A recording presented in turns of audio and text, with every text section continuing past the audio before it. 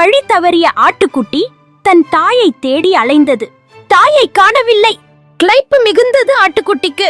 அருகில் இருந்த ஓடையில் தண்ணீர் பருகத் தொடங்கியது. அப்போது சிறிது தொலைவில் நின்று கொண்டிருந்த ஓநாய் ஆட்டுக்குட்டியே என்று உருமியது. ஆட்டுக்குட்டி பயந்து நடுநடுங்கியது. தண்ணீர் குடிக்கலை. தண்ணீரை ஏன் கலக்குகிறாய் என்று கேட்டது ஓநாய். நான் கலக்கவில்லையே, ஓரமாய் நின்றுதான் பருகுகிறேன் என்று நடுங்கிக் கொண்டே கூறியது ஆட்டுக்குட்டி. அது சரி, போன வருடம் என்னை ஏன் திட்டி பேசினாய் என்று அதட்டியது ஓநாய். ஐயோ, நான் பிறந்தே 7 மாதங்கள் தானே ஆகின்றன என்றது ஆட்டுக்குட்டி.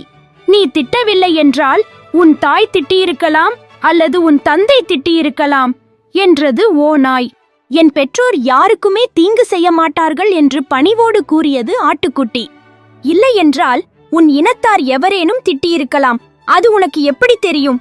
அதற்கு இப்போது நீதான் பலி என்று கூறி ஆட்டுக்குட்டி மீது பாய்ந்து கொன்று தின்றது அந்த ஓநாய். ஆட்டுக்குட்டிக்கு பரிந்து பேச எவரும் இல்லை. எளியோரை வலியோர் அழிப்பது இயல்பே. வலியோர் விரும்பினால் எளியவர்களை அடக்க வழிகளை தேடிக்கொண்டே இருப்பார்கள். உண்மை பேசுவதால் மட்டும் பாதுகாப்பு கிடைக்காது. பலவீனமானவர்களுக்கு அழிவு எளிதாக வரும். அதிகாரமும் வலிமையும் தவறான கைகளில் இருந்தால் நீதிக்கு இடமே இருக்காது.